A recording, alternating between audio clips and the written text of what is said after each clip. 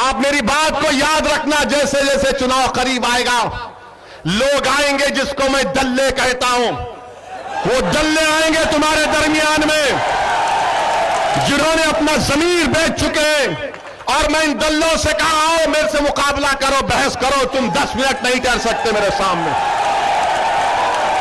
अब बोलेंगे नहीं नहीं, मिलकर वोट डालो, मिलकर वोट डालो। देखो, याद रखो,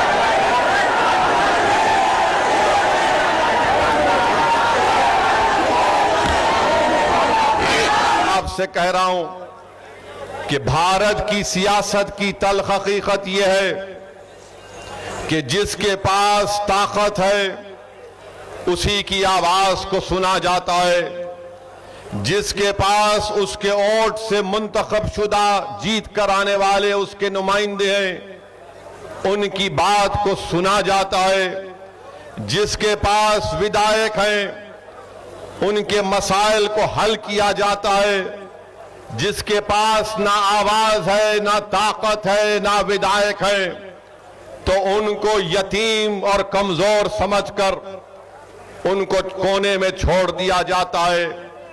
ये बात बिल्कुल सच है। मैं आपसे जो कह रहा हूं कड़वी जरूर है, मगर याद रखिए ये सच्चाई है। आज भारत में मुसलमानों का मुकाम अगर एक है, क्या है हमारा मुकाम?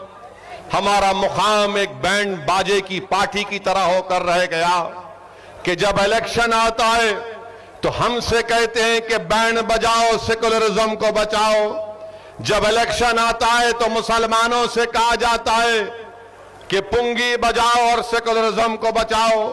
मुसलमानों से कहा जाता है कि हारमोनियम पर साज निकालो ताकि मुल्क का सेकुलरिज्म बच जाए। और आपने देखा होगा कि शादी की बारात जब निकलती है दूल्हे के घर से तो दूल्हा घोड़े पर होता है और साम में होते हैं बैंड बाजे वाले। और जब दूल्हा उस मुकाम पर पहुंच जाता है जहां पर उसकी शादी होना है तो बैंड बाजे वालों से कहा जाता है कि तुम इस मुकाम में अंदर दाखिल नहीं हो सकते, क्योंकि तुम्हारा काम था दूल्हे की बारात को बैंड बाजा बजा कर लाना। अब तुम्हारा काम खत्म हुआ, तुम बाहर रहोगे, किसी कोने में जाकर बैठ जाओ।